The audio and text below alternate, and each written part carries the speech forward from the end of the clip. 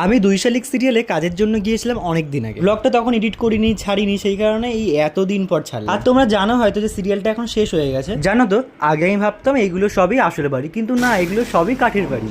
থেকে দেবে কিন্তু, নাহলে ঝাড় খাবে তুমি। ওখান থেকে আমাকে দেবে। হ্যাঁ, আমিও দেবো, নো প্রবলেম। আমাদের বিকেলের টিফিনে দিয়েছিল 2 রকম বিস্কুট আর চা। ওটা কিন্তু আমার, বেশি কিন্তু আমি পাবো ওখান থেকে। ওর মুখটা দেখা একবার। কিন্তু এইটা কি ভাই? হ্যাঁ, আমি তো অবাক। তুমি কতবার চা খাবে? আমি খাবো না, আমি খাবো না। চলো, তুমি একাই খাও, না আমি খাবো না। দুধ চাটা ভালো? দুধ চাটা খেয়ে দেখ না একবার। ভালো ভালো খেতে। দাও। হয়ে গেছে। ব্যাস ব্যাস ব্যাস ব্যাস। চিনি কম দিয়েছে, খেয়ে দেখো।